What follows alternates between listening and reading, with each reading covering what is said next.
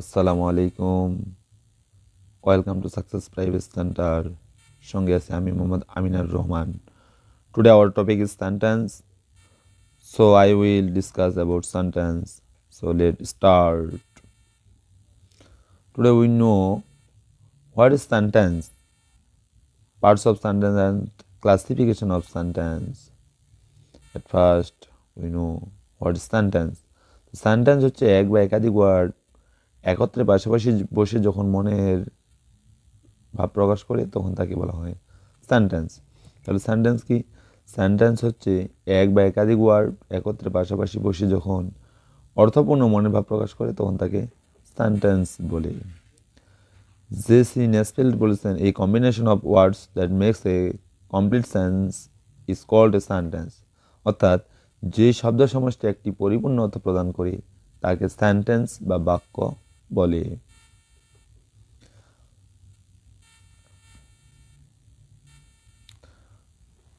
যেমন example, man is mortal, Allah is Almighty, I M a student.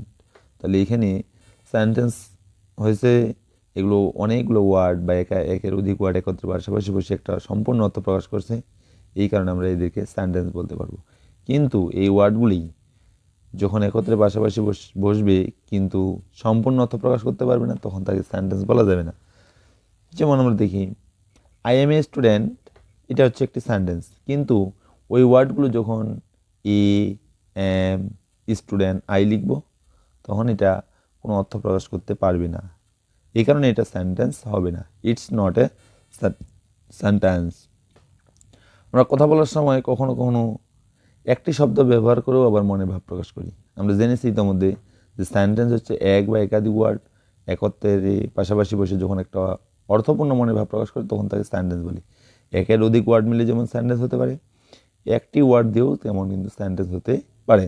যেমন read, come, go, wait, listen, run, walk, sing, stop, yes, no, etcetera. তো আমরা দেখব একটা সেন্টেন্সের অংশ কয়টি, পার্টস অফ সেন্টেন্স বা বাক্যের অংশ। একটা সেন্টেন্সের হচ্ছে অংশ দুইটি, একটা সাবজেক্ট বা উদ্দেশ্য, অন্যটি হচ্ছে প্রেডিকেট বা বিধেয়। তো সাবজেক্ট কি? সেন্টেন্সে যার সম্পর্কে কোনো কিছু বলা হয় তাকে বলা হয় সাবজেক্ট, অথবা যাকে উদ্দেশ্য করে আমরা কোনো কিছু বলি সেটি হচ্ছে সাবজেক্ট। যেমন Labani is a very beautiful girl, এখানে লাবণী সম্পর্কে বলা হয়েছে যে সে খুব সুন্দরী, অতএব লাবণী হচ্ছে সাবজেক্ট। আর প্রেডিকেট হচ্ছে সাবজেক্ট সম্পর্কে যা কিছু বলা হয় তাই হচ্ছে প্রেডিকেট। যেমন এখানে বলা হয়েছে যে Labani is a very beautiful girl, তাহলে এখানে কার সম্পর্কে বলা হয়েছে? লাবণী সম্পর্কে। লাবণী হচ্ছে সাবজেক্ট। আর কি বলা হয়েছে?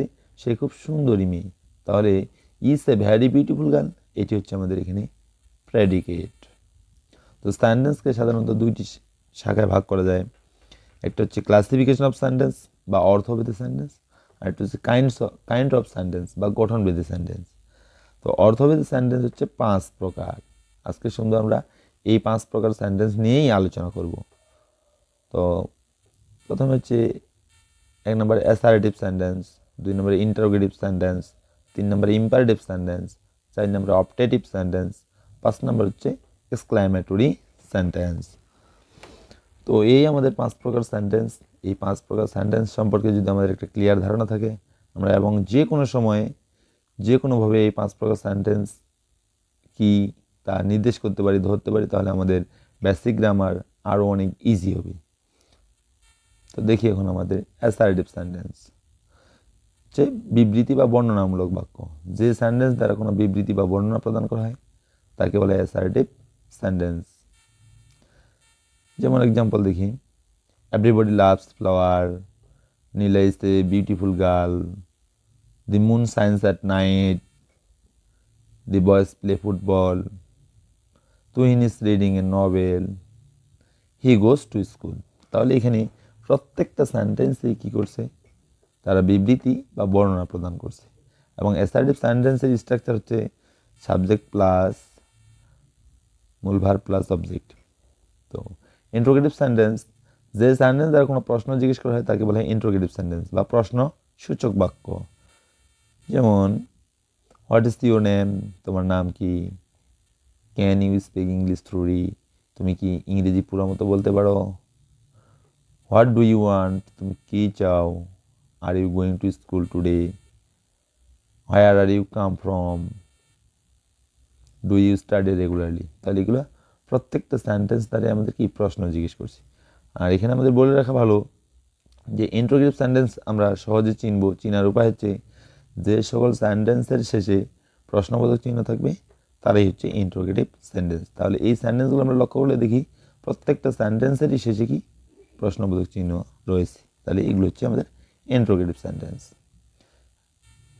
এরপরে আমরা দেখব ইম্পারেটিভ সেন্টেন্স, যে সেন্টেন্স দ্বারা আদেশ, উপদেশ, অনুরোধ, নিষেধ, প্রস্তাব ইত্যাদি প্রকাশ করি তাকে বলা হয় ইম্পারেটিভ সেন্টেন্স। আর ইম্পারেটিভ সেন্টেন্সের স্ট্রাকচার বা গঠন হচ্ছে আমাদের ভার্ব প্লাস বাকি অংশ শেষে ফুল স্টপ, অর্থাৎ সাবজেক্ট থাকবে না, শুধু ডাইরেক্ট মূল ভার্ব দিয়ে শুরু হবে এবং অবজেক্ট থাকবে আর শেষে ফুল স্টপ থাকবে। তাহলে সেটাই হচ্ছে ইম্পারেটিভ সেন্টেন্স। যেমন ইম্পারেটিভ সেন্টেন্স দেখি আদেশ, উপদেশ, অনুরোধ, নিষেধ, প্রস্তাব বুঝাইলেই হচ্ছে ইম্পারেটিভ সেন্টেন্স। তাহলে অর্ডার দেখি আদেশ কি? আদেশ হচ্ছে আমাদের come here, go there, stand up, sit down, open the door, এগুলো হচ্ছে আমাদের অর্ডার বা আদেশ। এরপর হচ্ছে আমাদের রিকোয়েস্ট বা অনুরোধ আছে, উপদেশ আছে, অ্যাডভাইস আছে, নিষেধ আছে। তো দেখি আমরা অ্যাডভাইস বা উপদেশ কি? অলওয়েজ স্পিক দি ট্রুথ, সর্বদা সত্য কথা বলবে। এখানে উপদেশ দেওয়া হয়েছে, তাহলে এটা অ্যাডভাইস, এটা হচ্ছে আমাদের imperative sentence. Always অবে your parents, সর্বদা তোমার পিতামাতাকে মান্য করে চলবে, এটাও কি একটা উপদেশ, অ্যাডভাইস। তাহলে এটাও হচ্ছে আমাদের imperative sentence. Always listen to your teacher attentively, সর্বদা তোমার শিক্ষকের কথা মনোযোগ সহকারে শুনবে, এটাও কিন্তু একটা অ্যাডভাইস। তাহলে এটাও আমাদের ইম্পারেটিভ সেন্টেন্স। এবার আমরা দেখব রিকোয়েস্ট, যেমন please give me your book, please give me your pen, please give me a glass of water, please give me a hand, please give me some food, please give him some money. তাহলে এইগুলো প্রত্যেকটা sentence দ্বারা অনুরোধ বুঝেছে। দয়া করে তোমার বইটা আমাকে দাও, দয়া করে আমাকে এক গ্লাস পানি দাও, দয়া করে আমাকে একটু সাহায্য করো। Give me some food, please দয়া করে আমাকে কিছু খাদ্য দাও, প্লিজ গিভ হিম সাম মানি, দয়া করে তাকে কিছু টাকা দাও। তাহলে এগুলো দ্বারা আমাদের কি রিকোয়েস্ট বা অনুরোধ বুঝেছে। তাহলে আমরা বলবো যে এগুলো প্রত্যেকটি হচ্ছে ইম্পারেটিভ সেন্টেন্স। তারপর হচ্ছে নিষেধ বা ফরবিড। ফরবিড হচ্ছে ডোন্ট মেক এ নয়েজ, গোলমাল করো না, ডোন্ট রান ইন দি সান, রোদে দৌড়ে না, don't play in the rain, বৃষ্টিতে খেলা করিও না, এগুলো হচ্ছে নিষেধ। আর যদি প্রস্তাব হয়, প্রস্তাব বুঝাইলে ইম্পারেটিভ সেন্টেন্স হয়। যেমন let us go to picnic, চলো পিকনিকে যাই, let us go to walk, চলো বেড়াতে যাই, let me go to home, আমাকে বাসা যেতে দাও, এগুলো দ্বারা প্রস্তাব বুঝে। তাহলে এরা সকলেই হচ্ছে ইম্পারেটিভ সেন্টেন্স। তাহলে যে সেন্টেন্স দ্বারা আদেশ, উপদেশ, অনুরোধ, নিষেধ, প্রস্তাব ইত্যাদি প্রকাশ করে তাকেই বলা হয় ইম্পারেটিভ সেন্টেন্স। হচ্ছে অপটেটিভ সেন্টেন্স, ইচ্ছা বা আশীর্বাদ সূচক বাক্য। যে সেন্টেন্স দ্বারা ইচ্ছা বা প্রার্থনা প্রকাশ করে তাকেই অপটেটিভ সেন্টেন্স বলে। আর অপটেটিভ সেন্টেন্স চিনার সহজ উপায় হচ্ছে যে এটা সেন্টেন্সের শুরুতে মে অথবা মায়ের থাকতে পারে, প্লাস অ্যাসার্টিভ সেন্টেন্স, অর্থাৎ সাবজেক্ট ভার্ব অবজেক্ট থাকবে, তাহলেই হবে অপটেটিভ সেন্টেন্স। এক্সাম্পল যদি আমরা দেখি, যেমন মে আল্লাহ ব্লেস ইউ, আল্লাহ তোমার প্রতি সহায়ক, মে ইউ লং লাইফ, তুমি দীর্ঘজীবী হোক, may Bangladesh long life, Bangladesh দীর্ঘজীবী হোক, may you pass in the examination, তুমি পরীক্ষায় পাস করো। তাহলে এগুলো প্রত্যেকটা দ্বারা ইচ্ছা অথবা প্রার্থনা প্রকাশ করছি, যার মানে এগুলো হচ্ছে আমাদের কি অপটেটিভ সেন্টেন্স। যেমন মে আল্লাহ সেভ মাই প্যারেন্টস, হে আল্লাহ আমার পিতামাতাকে রক্ষা করো।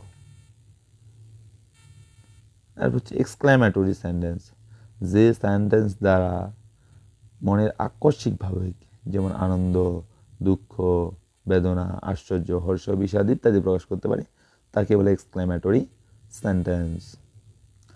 আর এক্সক্লামেটরি সেন্টেন্স চিনার সহজ উপায় হচ্ছে যে এই সেন্টেন্সে নোট অফ এক্সক্লামেশন বা বিস্ময় সূচক চিহ্ন থাকবে। যে সেন্টেন্সে নোট অফ এক্সক্লামেশন থাকবে সেটাই হচ্ছে আমাদের এক্সক্লামেটরি সেন্টেন্স।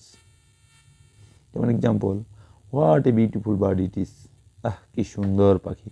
তাহলে এটা এখানে একটা আশ্চর্য প্রকাশ করছি, এটা আমাদের exclamatory sentence. What a beautiful girl she is, hurray we have won the game, alas I am undone, alas your father is no more, alas the boy is dead by an accident. তাহলে এখানে alas দ্বারা দুঃখ প্রকাশ করছি, হুরে দ্বারা আনন্দ প্রকাশ করছি, এবং what a beautiful bird it is এটা দ্বারা একটা আশ্চর্য প্রকাশ করছি। তাহলে যে সেন্টেন্স দ্বারা মনের আকস্মিকভাবে আনন্দ, দুঃখ, বেদনা, হর্ষ, বিষাদ ইত্যাদি প্রকাশ করে তাকে বলে এক্সক্লেমেটরি সেন্টেন্স। তো প্রিয় শিক্ষার্থী বন্ধুরা, আজকের ক্লাসটি ভালো লাগলে লাইক, কমেন্ট, শেয়ার করবেন। এরকম সুন্দর সুন্দর ক্লাস পেতে আমাদের চ্যানেলটি সাবস্ক্রাইব করবেন। আর যারা সাবস্ক্রাইব করেছেন তাদের অসংখ্য ধন্যবাদ।